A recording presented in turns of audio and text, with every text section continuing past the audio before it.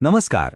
चला, आज महाराष्ट्राच्या अफाट नैसर्गिक वारशाच्या एका खास सफरीवर जाऊया. आज आपण आपल्या राज्याच्या कानाकोपऱ्यात दडलेल्या वन्यजीव अभयारण्यांची एक ओळख करून घेणार आहोत.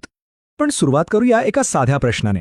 कधी विचार केलाय का की आपल्या महाराष्ट्रात नक्की किती अभयारण्य आहेत? आपल्याला कदाचित ताडोबा, भीमाशंकर अशी काही मोठी नावं माहिती असतील, पण एकूण आकडा किती आहे? चला आज तेच शोधून काढूया. आणि हा आपला प्रवास आपण कुठल्याही अंदाजाने नाही करणार आहोत. आपल्याकडे आहे एक अधिकृत यादी आणि याच यादीच्या आधारे आपण ही सफर करणार आहोत, जेणेकरून आपल्याला अगदी अचूक माहिती मिळेल. चला तर मग सुरू करूया. पण थांबा, आपण फक्त नावांची एक यादी नाही वाचणार.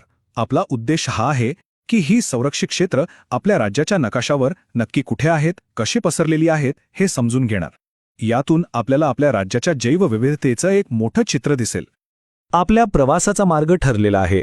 आपण सुरुवात करू पश्चिमेच्या समुद्रापासून, म्हणजे कोकण किनारपट्टीपासून. तिथून सह्याद्रीच्या पर्वतरांगा ओलांडून मराठवाड्यातून प्रवास करत आपण थेट पोहोचणार पूर्वेकडील विदर्भाच्या घनदाट जंगलांमध्ये. चला तर मग आपल्या प्रवासाच्या पहिल्या टप्प्याला सुरुवात करूया. आपली पहिली भेट आहे निसर्गरम्य कोकण आणि सह्याद्रीच्या कुशीत वसलेल्या पश्चिम महाराष्ट्राला. इथे बघा, कोकण विभागात आपल्याला रायगडमध्ये कर्नाळा आणि फणसाड दिसतात, तर ठाणे जिल्ह्यात आहेत तानसा आणि तुंगारेश्वर. आणि हो, सगळ्यात खास म्हणजे सिंधुदुर्गातील मालवण अभयारण्य. हे महाराष्ट्राचं एकमेव सागरी अभयारण्य आहे. कितीही विविधता, नाही का? आता कोकणातून वळूया पश्चिम महाराष्ट्राकडे.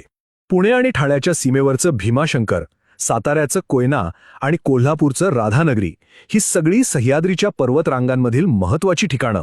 पण इतकंच नाही, तर अहमदनगरमध्ये रेहेखुरी आणि कळसुबाई हरिश्चंद्रगड आणि सोलापूरमधील माळढोक अभयारण्य हे मैदानी आणि डोंगराळ प्रदेशातील वन्यजीवांचं संरक्षण करतात.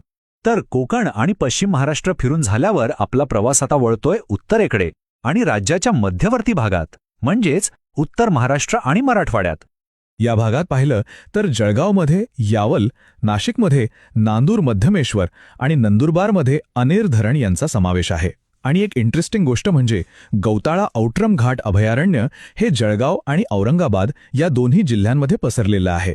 तर येडशी अभयारण्य मराठवाड्यातील उस्मानाबाद जिल्ह्यात आहे. आता आपण पोचलोय आपल्या सफरीच्या अशा एका टप्प्यावर जिथे निसर्ग अक्षरशः ओसंडून वाहतो. आपण प्रवेश करतोय विदर्भात, जिथे महाराष्ट्रातील सर्वाधिक जंगलं आणि अभयारण्य आहेत. हो, खरंच विदर्भ म्हणजे महाराष्ट्राचं वनवैभव. येथील घनदाट जंगलं आणि वन्यजीवांची विविधता अक्षरशः थक्क करणारी आहे. आणि म्हणूनच इथं आपल्याला सर्वाधिक अभयारण्य एकवटलेली दिसतात.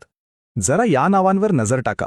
गडचिरोलीतलं भामरागड आणि चपराळा, चंद्रपूरमधलं अंधारी, गोंदियातलं नागझिरा आणि यवतमाळमधलं टिपेश्वर ही सगळी नावं विदर्भाच्या समृद्ध वन्यजीवसृष्टीची साक्ष देतात. आणि ही यादी इथेच थांबत नाही. अमरावतीमध्ये वाण, अकोल्यात नरनाळा, बुलढाण्यात ज्ञानगंगा, वाशिममध्ये काटेपूर्णा आणि यवतमाळ नांदेडच्या सीमेवर पैणगंगा. यावरूनच अंदाज येतो की विदर्भ हे वन्यजीव संरक्षणाचं किती मोठं केंद्र